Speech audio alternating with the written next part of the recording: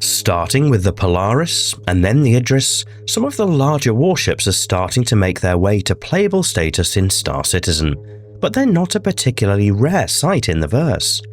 With Invictus launch week on the horizon, it's widely expected that additional waves of these limited ship hulls will go on sale, not to mention a new battlecruiser concept. But are these ships too common, and is that a problem? I'm Forrester, and this video will explore this topic. Whilst references will be made to some of the sources on this, much of the content of this video will be speculative, just one player musing over what this could look like, so please don't take it as gospel, and feel free to share your own thoughts in the video comments. So, first of all, a bit of context. I'm not an original backer. I bought into Star Citizen in 2014, when 500,000 people had already done so. That means I missed the original sale of the Idris, but was around to see the sale for the Javelin. This was a limited sale, with only 200 hulls on offer, supposedly for the proceeds to offset making 5,000 Aurora packages cheaper. Given that there were already 500,000 accounts at this point, meant that less than 0.04% of accounts had one attached. Or put another way, if the servers were filled with 500 players from that player base, 1 in 5 servers might have a single Javelin on it. I know we didn't have a PU back then, certainly not anywhere near that player count, but that hopefully shows the rarity. Expanding out that Javelin example to include the Idris, the Kraken, and the Polaris could stretch those odds, assume they're owned by different people and not all on the same account. But nonetheless, the rationale behind the original sales would suggest a level of rarity for these big ships. And yet, it's a common occurrence to see these things flying around, often multiple times in the same server. Anyone who has read complaints of the victims of a solo Idris may be able to attest. So, has the rarity of these ships become diluted? And if so, is that a problem? Well, ultimately only CIG will know the numbers of these ships in circulation, as although wave limited sales may give a clue, they can now also be obtained through large spender ship packs and referral rewards. In the short term, there is also a concentrated effect due to the loaner matrix, with the Polaris currently subbing in for the Kraken and the Idris as a Javelin loaner. There's also the activity bias, where of the account base, probably a disproportionate number of the active players are higher than average spenders. To some extent that can be seen in places like Spectrum, where the concierge forum for backers who spend over $1,000 is one of the most active.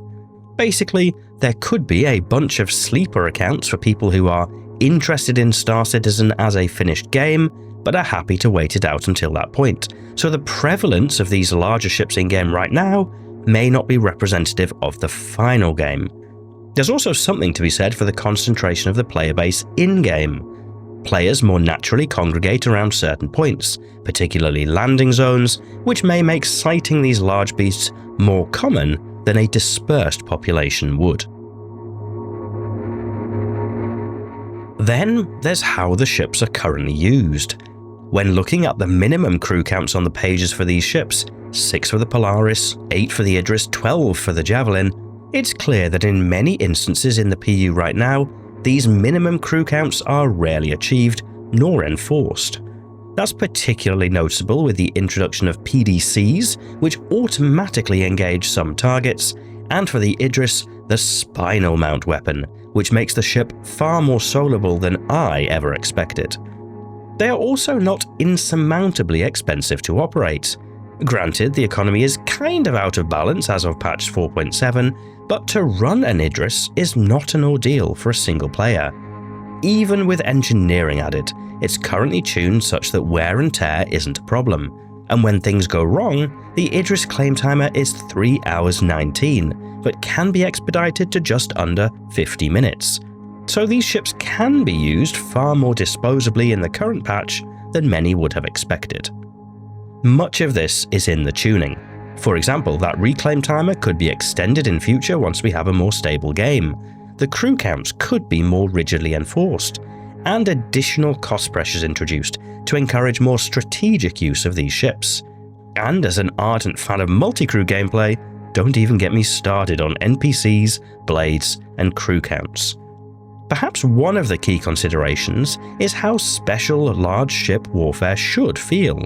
If it happens in-game every day, every time you log in, these ships cease to be strategic assets for large groups and instead just become part of the progression path for solo players. If, on the other hand, there is a significant risk-reward calculation to take place before deciding to pull a capital ship out of the hangar, probably with the proper backing of a large group of players, that might feel like a more special purpose, like larger raids in other MMOs. But there's also an argument that people have paid a lot for these ships and ought to be able to enjoy them. Not to mention, the sales are a great source of funding for CIG. There are a lot of considerations at play. One thing is for sure, however, with tactical strike groups and a concept sale for a battle cruiser on the horizon, and also Squadron 42 potentially later this year, the excitement for capital ships isn't going to be going away anytime soon. And for large-scale, multi-crew capital ship combat, I'll be here for it. But what do you think of the current balance of these large warships in Star Citizen? I'll be interested to read your thoughts in the video comments. If you enjoyed this video, you might press the like button to let me know I should make more of these slightly more speculative videos. And if you're not yet subscribed, given that you got this far, you might like to do that too, so that YouTube will know to show you more videos like this in future. But otherwise, and as always, thank you for watching.